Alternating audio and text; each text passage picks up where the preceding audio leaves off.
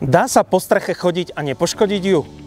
To si porovnáme na streche s Cambridgeom Extreme, na plechovej streche, ako aj na streche zo strešných tašiek.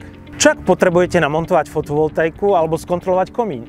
Plechová strecha je hrubá približne 0,5 mm a vrchná časť je pokrytá zhruba 20 až 30 mikrónovou vrstvou farby.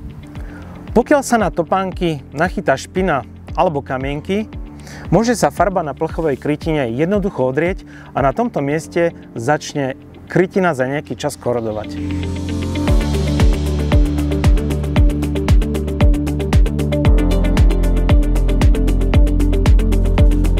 Teraz vyskúšame strechu z tašiek.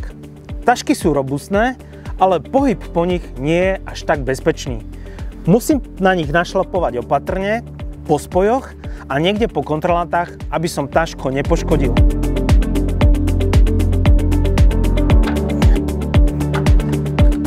Strecha z tašiek odolala oveľa lepšie ako strecha plechová. Bitumenové šindle sa inštalujú na plné debnenie, preto pohyb po takejto streche je úplne jednoduchý, pohodlný a bezpečný.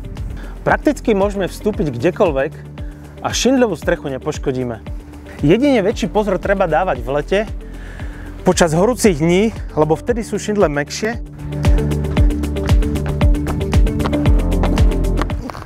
Chodiť po plechovej krytine alebo po krytine zo strešných tašiek nie je vôbec jednoduché a vyžaduje si to veľkú opatrnosť. U šindovej strechy vám takéto problémy nehrozia.